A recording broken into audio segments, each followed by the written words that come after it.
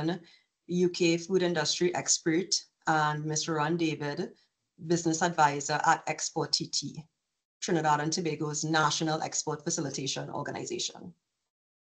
So in today's session, we'll provide an overview of the packaging and labeling requirements for food and beverage products entering the UK, as well as the preferred certifications. We will also discuss the ways in which Export TT can provide support to local companies through its grant fund facilities. Just some quick house rules. Please make use of the Q&A box. We will attempt to respond to most questions posed. Session will be recorded and presentations will be shared after the session has ended. Before I hand you over to our first presenter, Jane, I wanted to share some trade information with you. So our trading relationship, as most of you would know, our trading relationship with the UK is governed by the CARIFORUM UK Economic Partnership Agreement. Signed in April 2019, it is a rollover agreement from the CARIFORUM EU EPA to ensure continuity in preferential treatment following the UK's departure from the EU. CARIFORUM is, of course, made up of member states of CARICOM plus the Dominican Republic. The CARIFORUM UK EPA was incorporated into our national legislation on March 31st, 2021. Trinidad and Tobago is a net importer from the UK, but the country has consistently been a top market within Europe for non-energy exports. In 2021, the UK ranked 26th for Trinidad and Tobago's total exports and 21st for non-energy products. Our top imports from the UK include whiskies and food preparations. Our major exports to the UK include, of course, methanol, ammonia, machinery, and unsurprisingly, bitters. The major food and beverage exporters to the UK include Chief, Carib, Angostura, Associated Brands, and Solo. We hope to have several new market entrants before the end of the year. However, in order for us to ensure that their market entry is seamless, we need to ensure that we are compliant, which is what we are here to discuss today. So I'll now hand you over to food industry expert Jane Milton. Jane has significant experience on product and market development, having worked with several UK companies in the food and drink sector and by working with companies from overseas that are keen to enter the UK market. She began her career with a PLC in Scotland, responsible for creating and standardizing the sandwich offer. I am eager to hear more from Jane today, so over to you. Oh, unmute, Jane. Thank you. There we go. Sorry, do you want me to share my screen? Okay. Sorry. I haven't tried that earlier because of the problems I was having. Getting on. Right. Okay. I'm moving between two screens, so bear with me.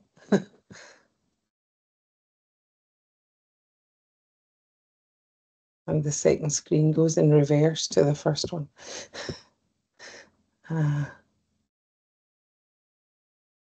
Sorry, it's asking if I'm happy to let it record, so I'll do that.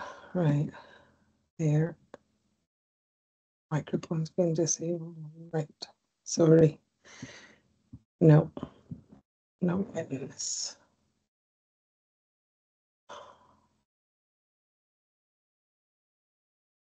Sorry about this. I should just stick with one screen. I might still.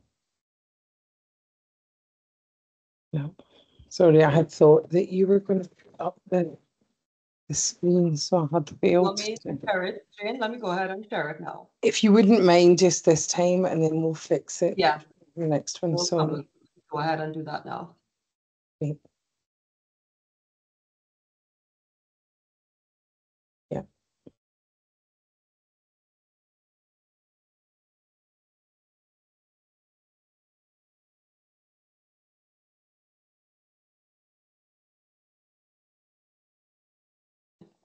Just give me 1 second, everyone. I think your folding file, they seem to have updated the settings on Teams just as this began. Sorry, everybody. I'll catch up quickly.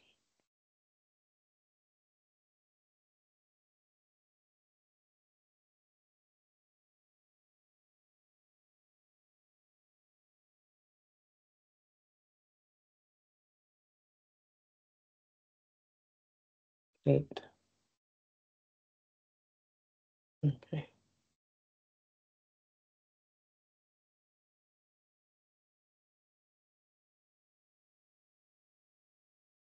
Okay. I should be able to. I'll make that bigger, sorry. So it fills my whole screen.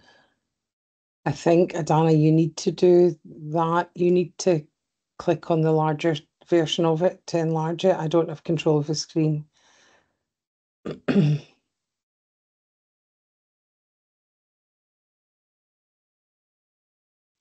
Okay, let me try that again. Sorry. I might have to ask you to move it forward too every time, but That's no problem. okay.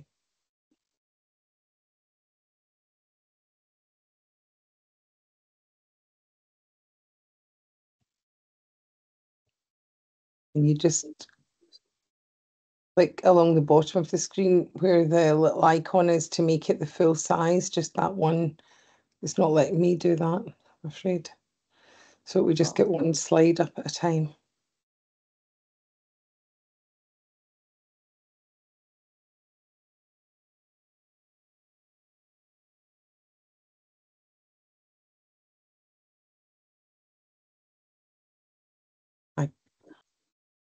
I can check in guests, so for some reason it lets me do that. Okay, Right. so if I proceed with the way it was showing before, would that be fine? Just so that we Okay, can get yeah, going? yeah, so we can Yeah? get started. I apologize. All right. Yep. And then I'll click along. Okay, lovely, thank you. Okay. So if you just go to the next.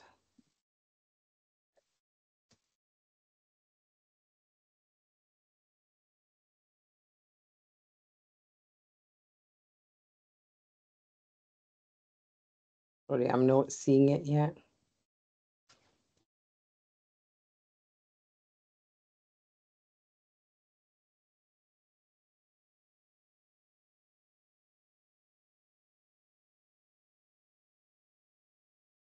Sorry, Adana, I'm not seeing any of the slides on the screen.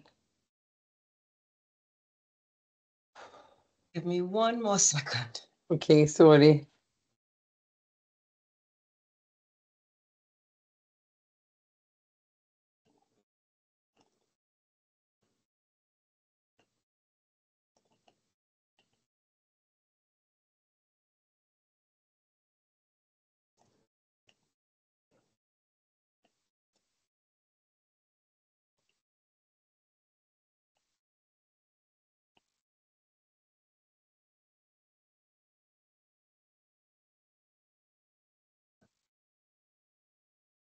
Not sure why that is happening.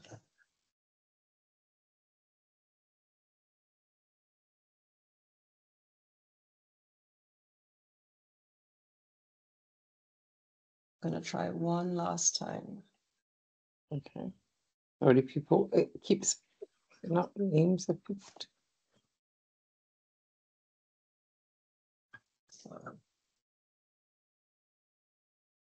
Okay, Jane, you're just gonna have to go ahead because for some reason it's not allowing me to bring up the presentation to share. Okay, right. Sorry. Do you want to share the link for the presentation with everybody now then, so they know what's there, and then, you know, in case they're worried about what notes to take, or sorry. So we can share the presentation after the Yeah. session. Okay, no bother, that's fine. Sorry, everybody.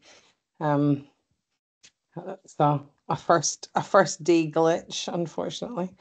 We'll get it going again. Right, I'm just gonna get back onto my own main screen. Right. Right. Okay. So just a few quick basic things that I wanted to cover in the first instance.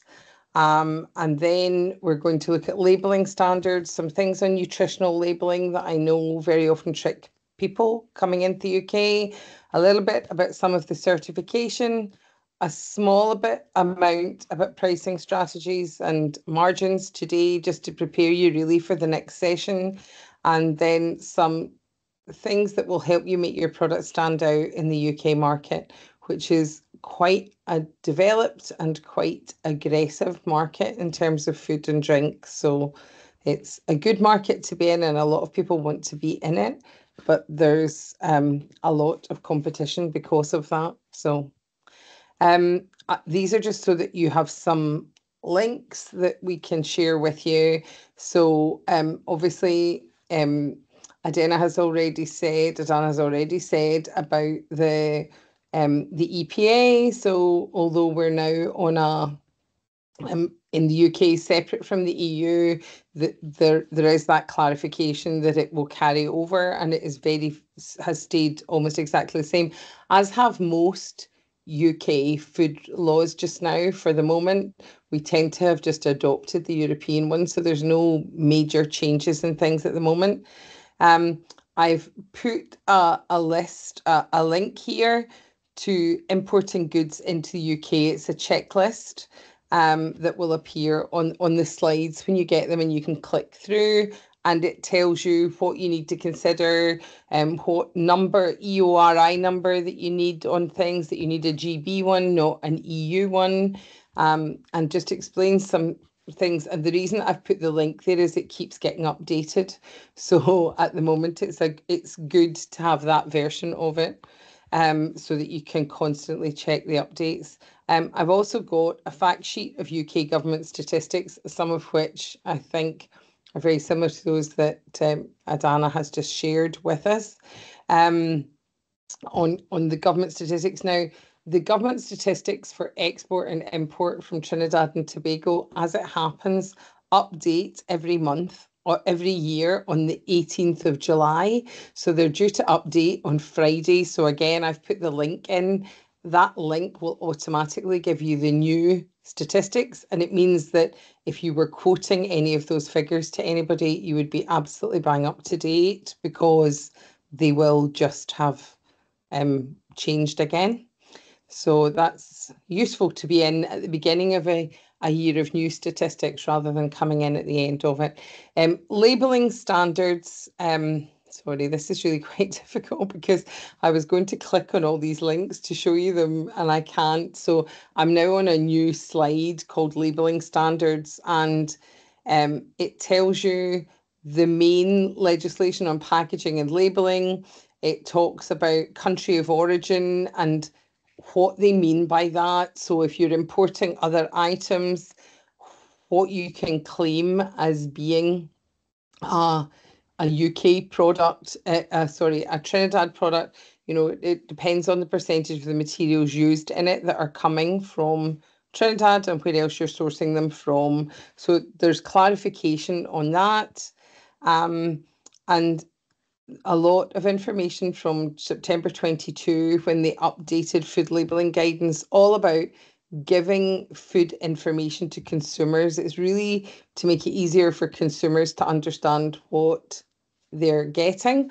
We have a large amount of new allergen regulations in the UK, and they mean that labelling has to carry a lot of information. We have 14 key food allergens, and if any of them are in your products, you have to name all of those allergens. They have to be printed in bold on the ingredient declaration, and so that legislation has tightened up again on what people can do.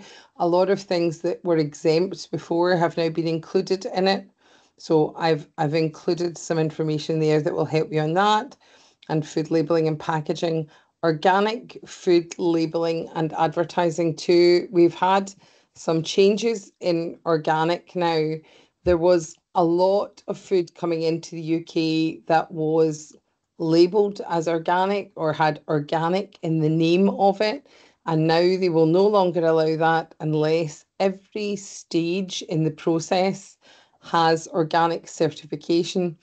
And that has led to a lot of companies that I work with taking that off their packaging because it's just too onerous. So it would mean that from the farmer, if it was cocoa or chocolate, from your farmer right through to the warehouse that you store it in the UK, every single part of that chain has to have organic certification, which is a big change. It came in April 2023, and a lot of businesses have decided that it's so significant that there's no there isn't enough benefit to it to allow for the amount of time that amount of cost that it would be in terms of applying for it and getting everybody across your chain to apply, to be part of that chain. So a lot of people have just removed the word organic from their product. So if you have an organic product, then definitely that link that I've put in about labeling and advertising, you really want just to home in on that. The next thing that I wanted to be able to show you a picture of, I'm really sorry about this, is nutritional labeling. I've put up two examples, an American example now, because I think a lot of you probably have American nutritional labeling on your packaging, and that is called nutrition facts most often. And in the UK, we're not allowed to call it nutrition facts. Oh, there you go. Brilliant. We've got there. This is the picture that I wanted to share with you. So in the UK, it's just called nutrition. But also you'll see we have salt in our products. We say salt percentages. You have sodium percentages and milligrams of sodium as well. And just the order in which you put things is different.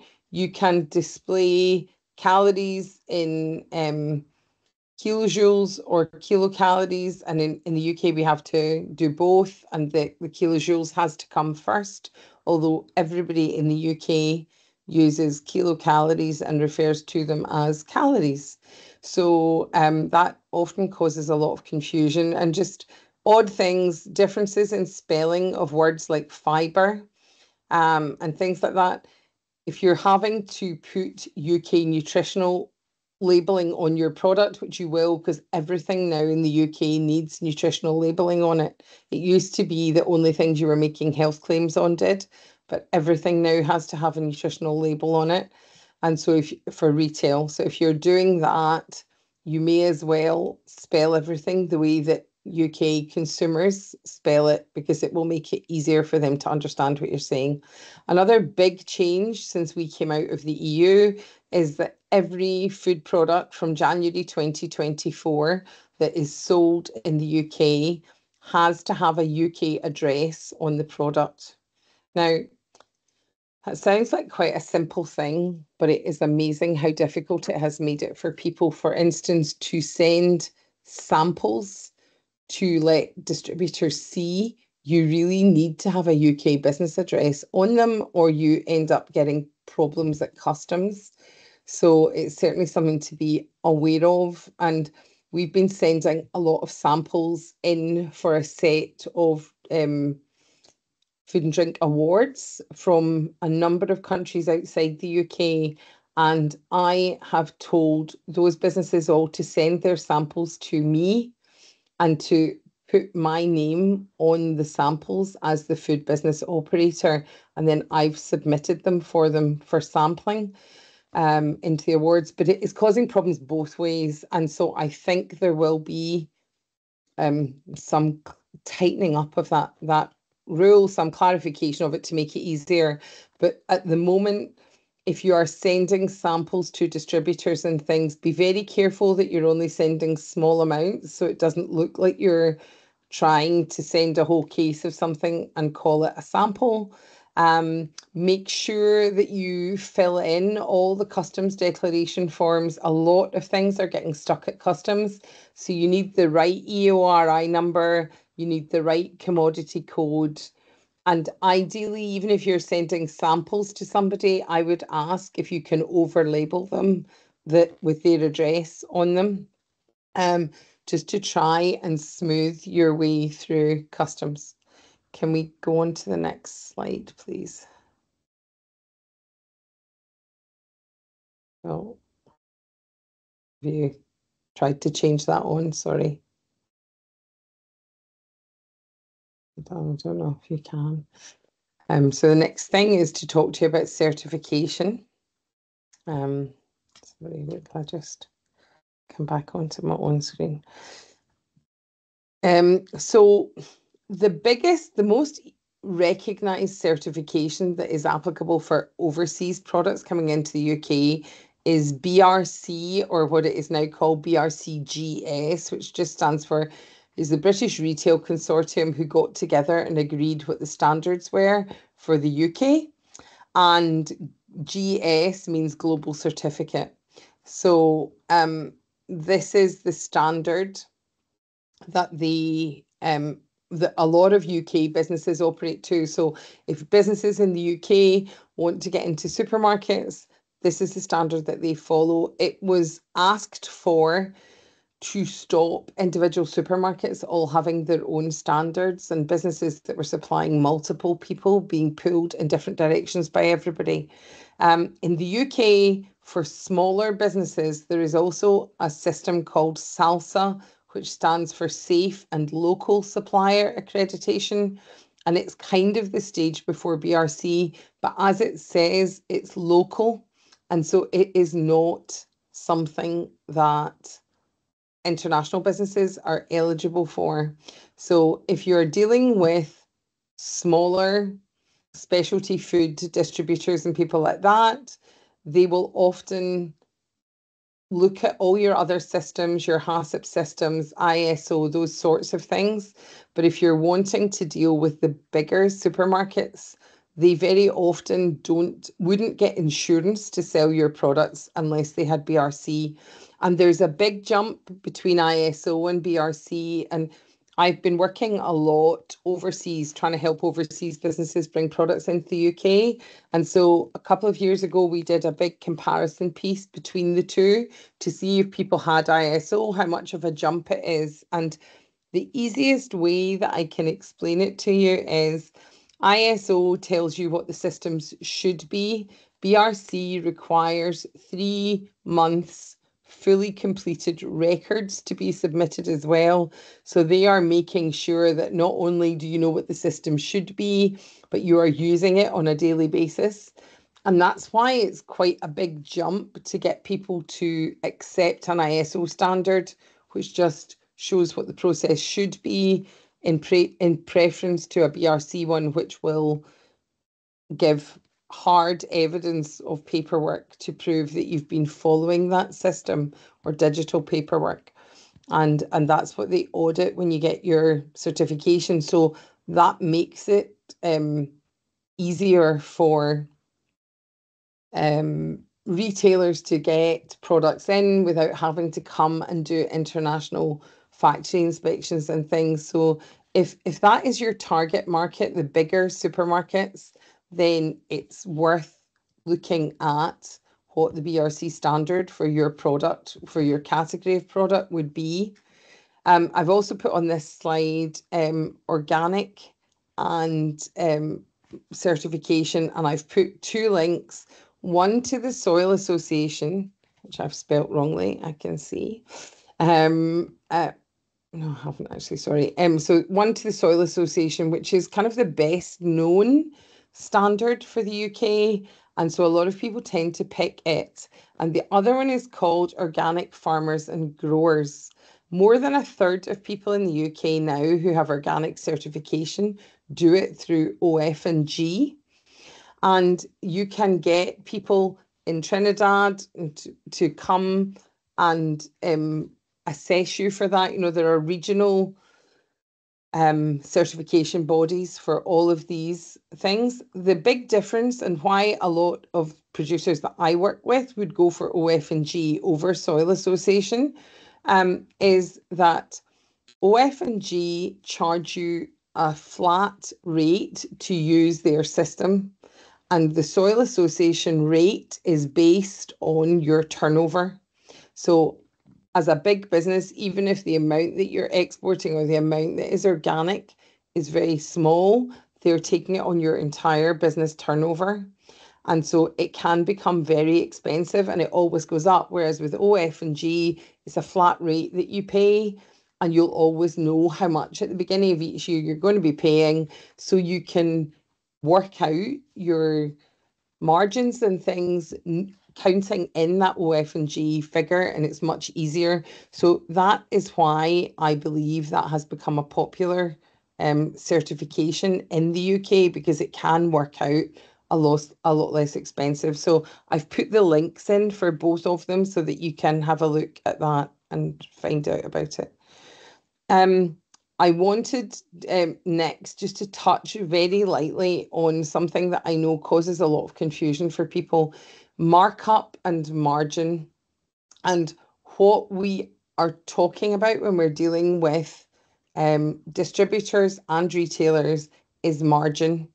And it's very important that you're doing that, because the markup, is on, if you work it on markup, then your pricing will be very different, and it is margin that people will ask you for. So just to make sure that you're doing that calculation as margin, and I will be going through that with you on the second workshop. I'm going to just show you a couple of examples of it and how it can make a difference. But if you're looking ahead to the second workshop on Thursday and wanting to look at what your margins are, I thought it was useful just to mention today. The general rule of thumb is that we find distributors are looking for between 30 and 35% onto the price that you sell them. And then retailers are looking for 40 to 50% of the RRP, so the recommended retail price. They are looking for between 40 and 50%. They will be looking for 50% if your product has very short shelf life, which is not likely to apply to things that you would be sending, because obviously if it were really short shelf life, the distance would rule it out. But also they will look for higher margin from you if they think they are going to have to do a lot of work to introduce your brand to people, to sell your brand through. And the more you can show them you are doing in terms of marketing your product, the better your negotiation might well be on margins. But they are approximately across all different retail in the UK, they are looking for between 40 and 50%. So that's what you should base your margins on when you're looking. So when you see retail prices in the UK of product, you can do a very quick calculation in your head what price that retailer is buying it for, and then what margin the distributor is getting to, because it's really important that you make sure that that still allows for enough margin for yourself, because they will expect you, to do promotions and things. And we've seen some quite aggressive promotion campaigns recently in the UK. People asking suppliers, producers to commit to paying, fully funding promotions. So the price that the retailer buys for is still the same, and you're having to fund the whole promotion. So at that point, it becomes very important that you are working out your margins properly and allowing for everything in there. And as I said, I will come back. I will come back to this in the second workshop in a little bit more detail, but I thought it was good to give you a heads up today. We've also got a distributor coming in on the second workshop, and they're going to talk about what they expect. And the other thing to point out that often takes people by surprise is that they would be looking for you to do DDP, where all the onus is on you, where everything, where you are responsible for the goods until they reach them at their final destination, and you're paying all the cost on that. They're not doing FOB. Very, very few of them will be, and they'll be buying potentially cases from you or pallets, but they won't very often, certainly won't start by ordering full containers of anything from you, because they'll want to see how things sell. In the UK, they'll make distributors in the UK deliver it into them between 3 and 5 times a week because they just won't hold huge amounts of stock. And it normally goes into central warehousing, and we'll look at that in more detail in the second session as well. But it has real impact on how you decide to put things into country. And also, if you think about the fact that they're requiring you to have they're requiring you to have a UK address on things, often one of the easiest ways to get that is to have your distributor's address on it. So that might make it easier for you to have a distributor. Very few people will deal directly with you because of the small quantities that they're wanting to take, and they want one distributor's invoice with 20 products on it or 40 products on it. They don't want 40 invoices. So very few UK businesses are able to deal direct with retailers. There are a few exceptions, but mainly in health food and things like that. But generally, you'll have to come in through a distributor because you also have to give them a timed delivery within a 1 or 2 hour time slot. So it makes it not possible to use a general carrier for things like that. The next thing I want to talk about is making products stand out. And I actually have an example today. I saw a product, which I don't know if I can get it in focus. Yes, I can. There. It's called Wow Cacao. And this is a new product that I saw last week. It's a drink. And when I saw it, there's a company in the UK called Wow Hydrate. And so I assumed this was them branching out. They're using the fermented part that is around a cocoa bean and making a drink from it. It turns out it isn't, that this company has launched a brand new product without checking that they had the intellectual property for it. And I had raised that with them last week because I said, I really think Wow Hydrate will come after you, not only for the name, but actually the logos are very similar. And the manufacturer has confirmed today that Wow Hydrate have launched a case against them. And so they were asking me about intellectual property lawyers now.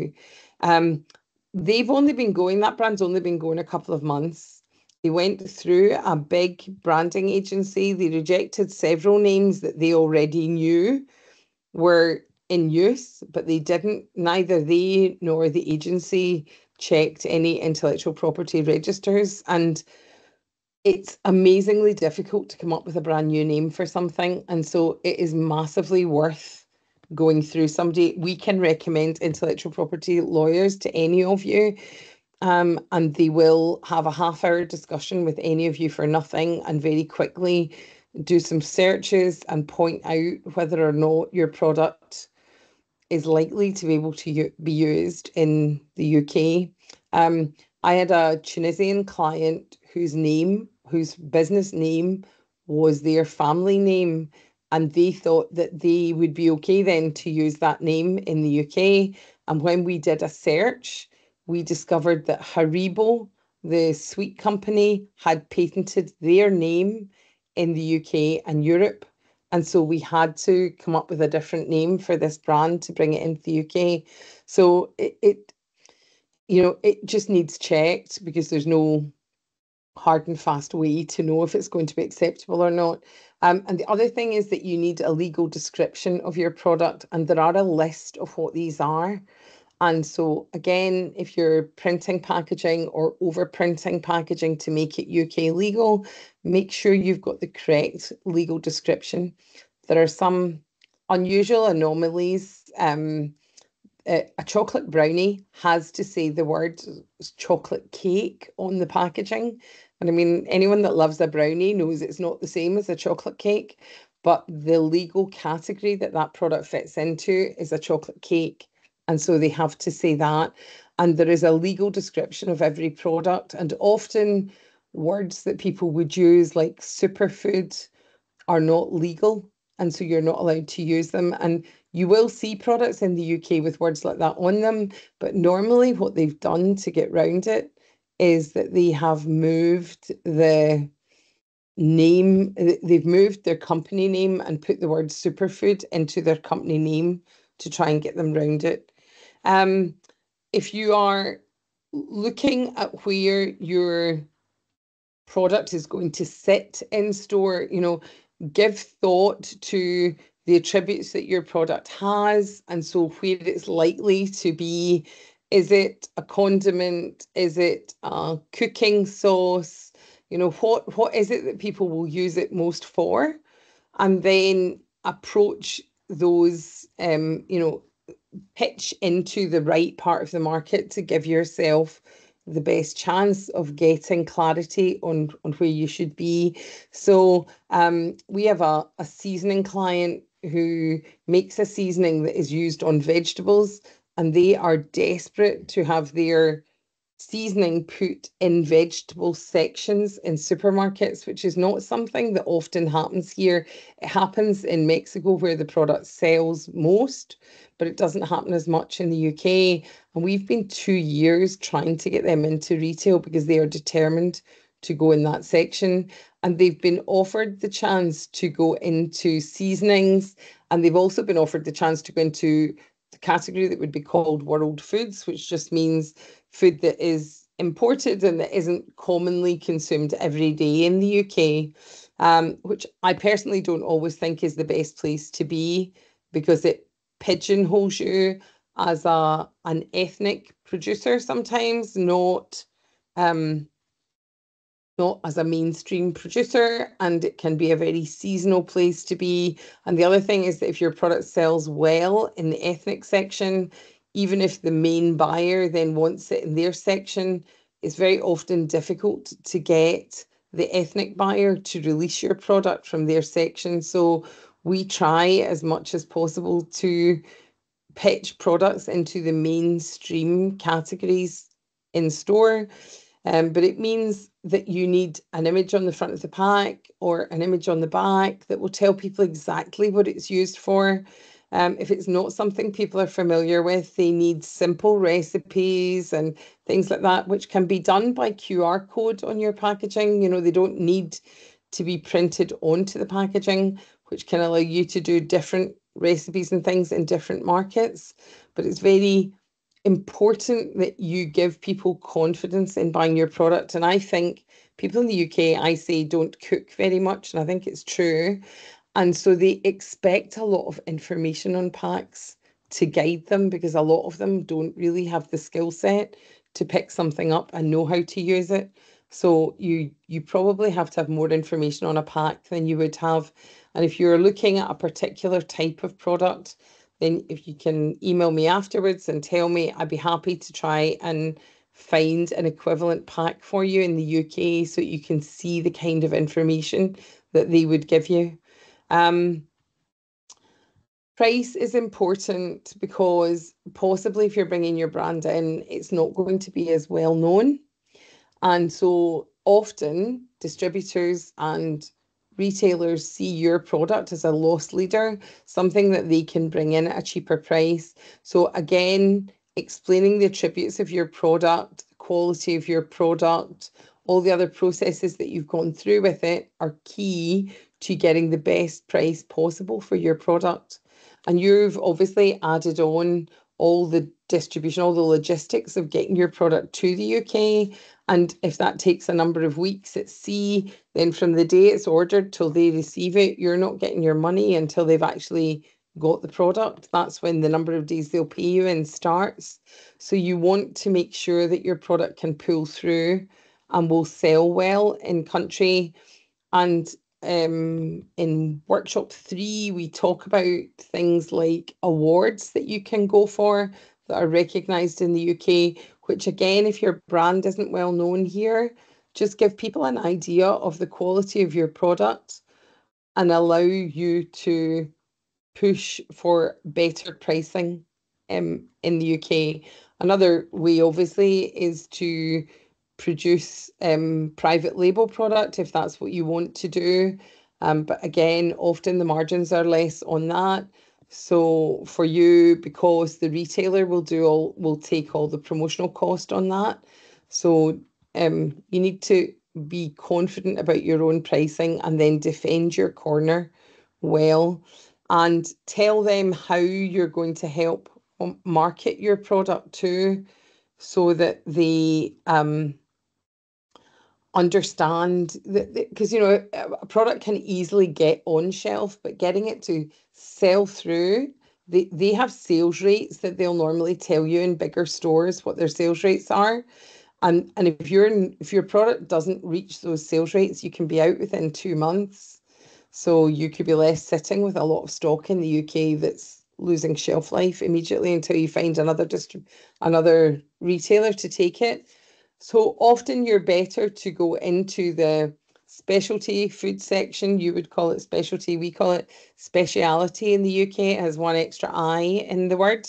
And so often that causes confusion when people see it. But often it's better to bring your product into smaller stores first.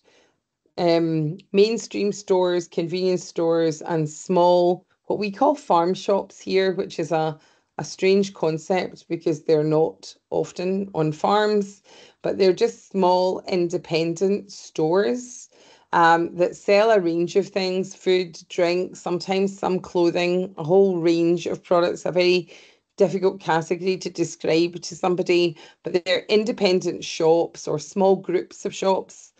And the distributor who's coming in on Thursday buys into exactly that kind of category.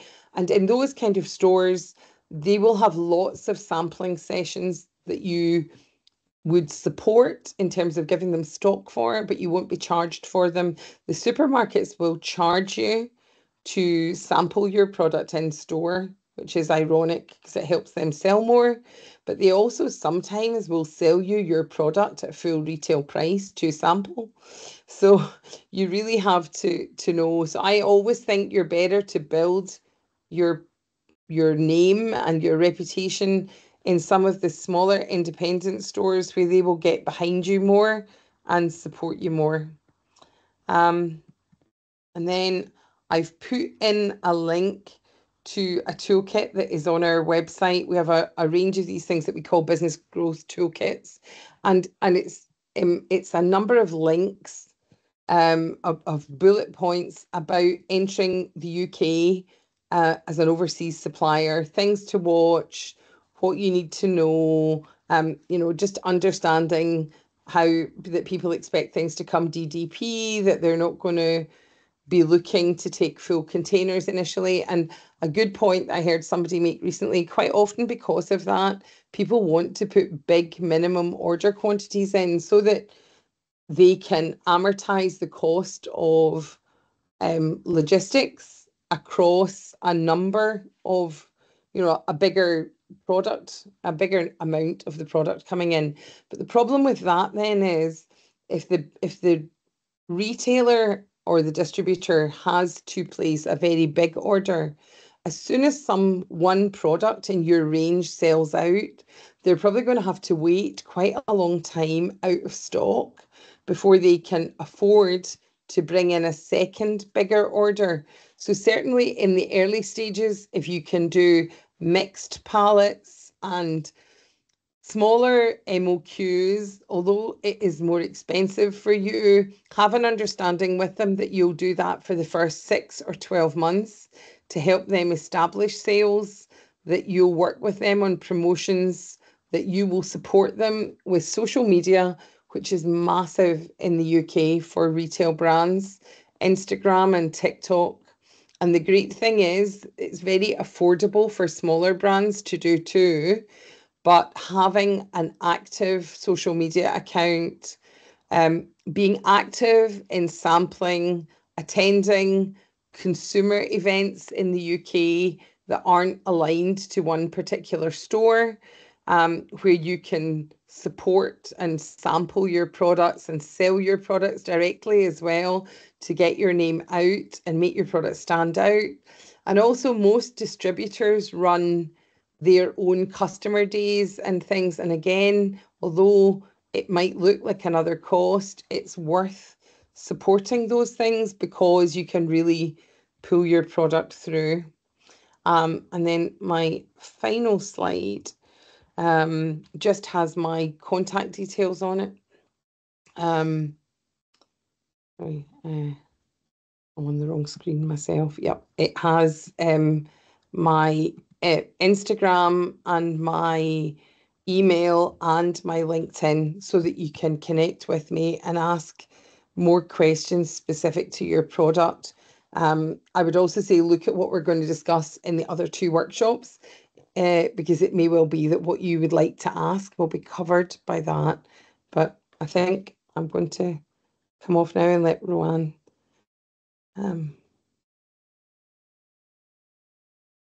present. Sorry about the problems initially, but I hope.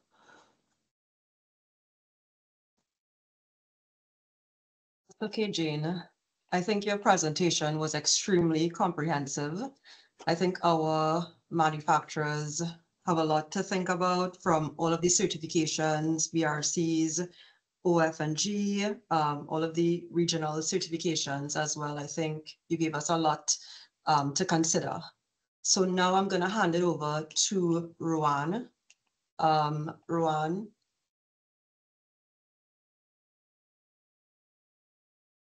Yeah, Rowan is an international trade specialist who has worked at the Export TT Limited since 2005. In her current capacity as business advisor, capacity building and funding, she reviews and makes recommendations on technical assistance sought by companies engaged in the export of manufactured products with the goal of increasing their export competitiveness. Rowan has truly been an invaluable resource to many of our exporters over the years. I'll now hand over to you, Rowan. Thank you, Adana. Thank you, Jane. So good morning, everyone. As Adana mentioned, I'm a business advisor in the Capacity Building and Funding Department of Export TT.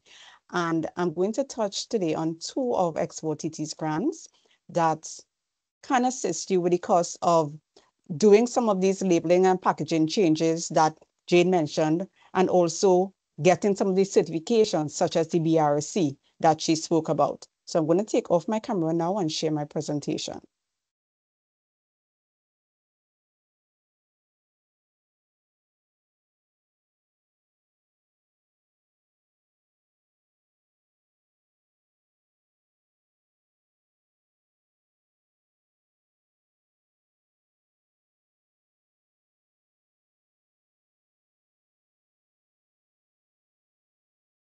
So Export TT is the National Export Facilitation Agency of Trinidad and Tobago, and we are charged with generating export growth and diversification in the non-goods and services sectors.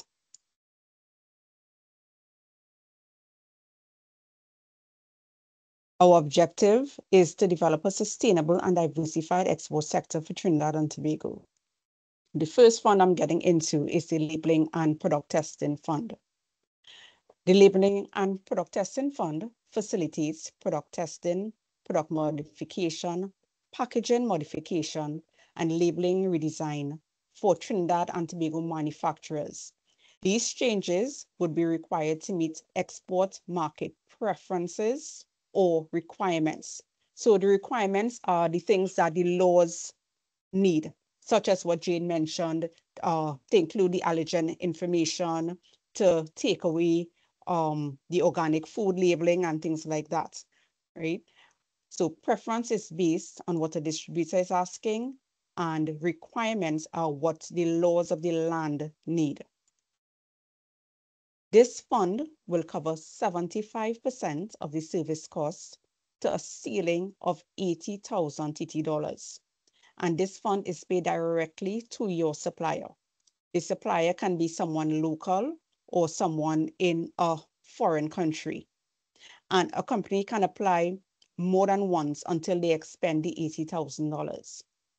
So if your business is a sole proprietor, partnership, or company wholly owned by Trinidad and Tobago nationals, registered and operating in Trinidad and Tobago, and in existence for a minimum of 2 years, and you need to test the product because you have a potential export order, or you have samples, you need your export free sale certificates, you are looking to enter new markets where packaging changes or labeling changes are required for market entry, or you need to test for nutritional content, unregulated substances, etc., you can apply for this fund.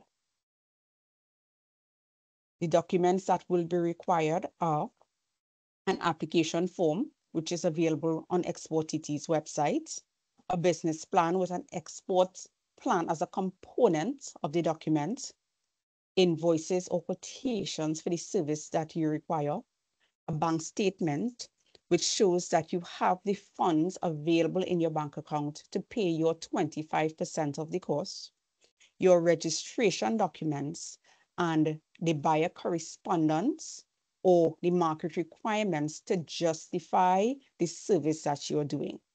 So if you're doing something based on a buyer preference, then you would submit buyer correspondence and email a letter from the buyer asking for the requisite test or the requisite change.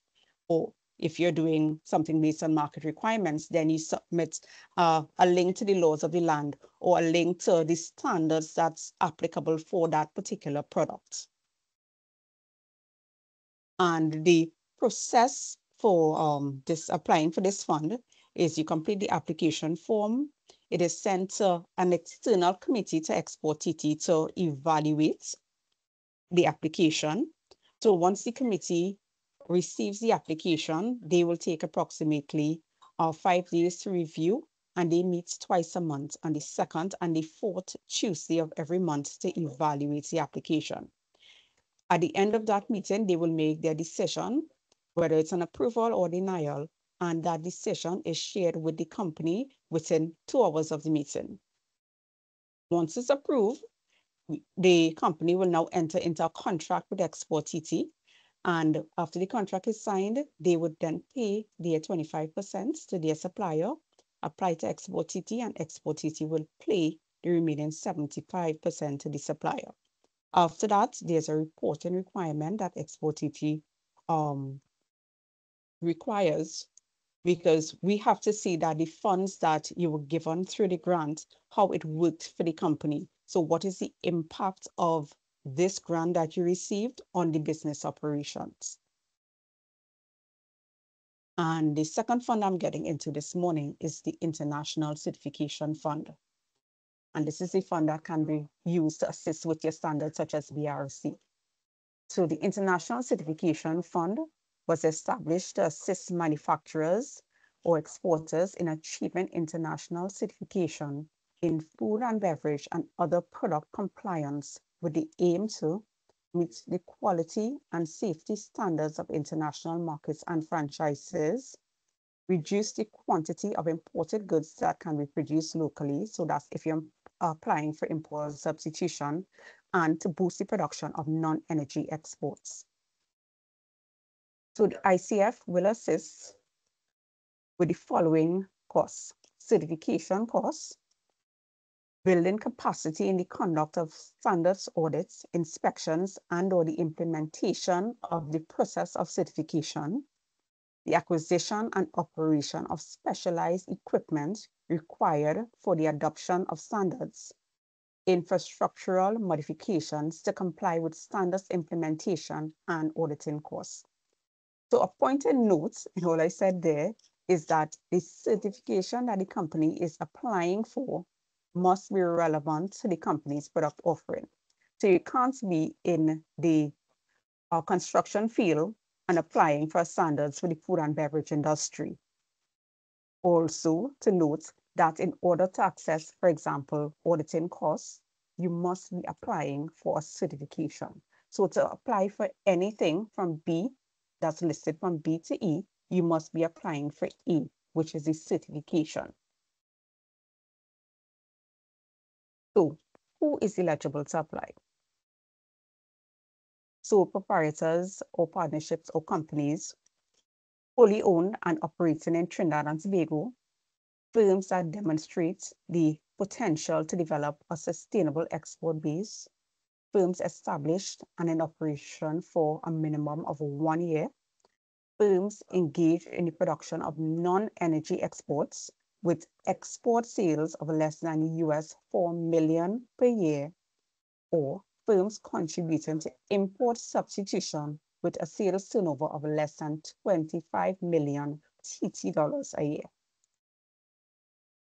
Funding is now going to be provided in the form of grants and will be limited to one grant per beneficiary or group of companies for one or more of the eligible activities. Funding is limited to $500,000 per beneficiary and will cover the costs associated to meet the recognized standards as approved by Export TT and evidenced by certified invoices. Companies will not qualify for another grant under Export TT for replicated requirements. So if you're applying as an import substitution firm, you can receive funding of up to 100% of the grant, and the dollar value of that is $500,000 once you're making less than 25 million TT dollars in sales. However, if you're applying for an export as an export related firm and you're making less than US $1 million in sales, you can get funding of up to 100% up to the limit again of 500,000. However, if you're making between 2,000 to 2 million to 4 million in export sales annually, the funding would be 50% up to the $500,000. So the percentage of funding will change based on your level of export sales.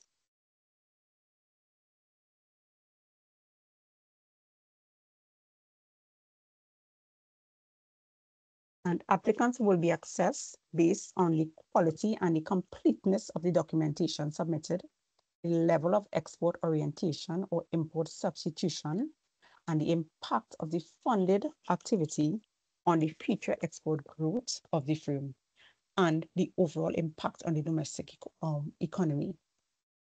The requirements when submitting these applications include, but are not limited to, so the committee reserves the rights to request additional information.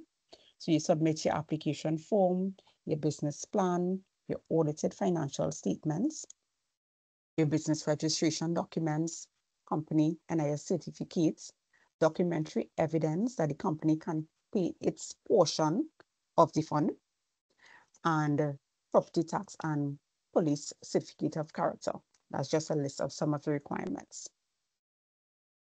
So I thank you this morning. If you need further information on either of the grants that I spoke about, you can feel free to reach out to me or the contact information provided. Thank you. Thank you for that, Rowan. If there are any questions, please feel free to drop them in the Q&A box. I'm not seeing any questions right now, but one question that I did have for Jane is, I know that you mentioned the importance of including a UK address on your packaging if you're sending up samples or otherwise. If you're still in the process of looking for a distributor, would a sticker suffice, or does it have to be embedded in the packaging? It can be a sticker, and it is better if you have that than nothing. And I mean, there is this, you can nominate somebody to operate as your food business operator, and it doesn't mean they need to be registered locally as a food business, but they can do that for you. Or so it does need to be somebody, but you can have that discussion with a distributor if you're trying to send samples to them, or an exhibition, an awards company. I mean, they're aware of it as well. It has been a big problem for awards this year.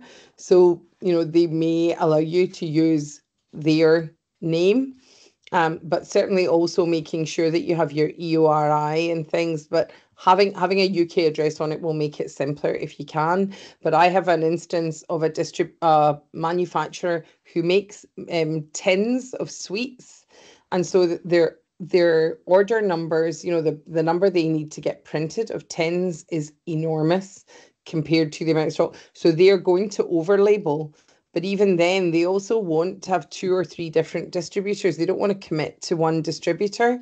And so they're actually going to use us as their food business operator so that they can put our address on the product, and then they can deal through a few distributors. So, there are versions there are options available, but you just need to think about how you're going to do it. Okay. Yeah, I think that's important, especially if a company is looking to send up smaller amounts to start. Yeah. To check up your packaging while you're just getting started. It's a lot of financial burden to incur when just starting. Looking at the chat box again, well, the Q&A box, Nirmala was asking about the slides. So all of the slides will be shared immediately after the session has ended. There were some challenges with the slides being visible during both presentations, but don't worry, we'll share them once the session has ended. Are there any other questions? I know we're a little over our time. Yeah. Okay, so I am going to encourage everyone to register for our second session that takes place this Thursday, 3 p.m. BST, 10 a.m. TT time. In that session, we'll delve a bit more into UK retail trade. Jane will once again present, and we will also have a distributor presenting. Next week, Tuesday, July 23rd, we will be dealing exclusively with trade shows. How can you maximize your participation in trade shows? Jane is also quite versed in food awards and different competitions that you can enter in the UK that could upgrade your profile in this market. So she'll touch a bit on those as well. So I just want to thank you, Jane and Rowan, for presenting today. Thanks again to all of the attendees. And if there are any additional questions, please feel free to shoot me an email and I will endeavor to get those responses to you.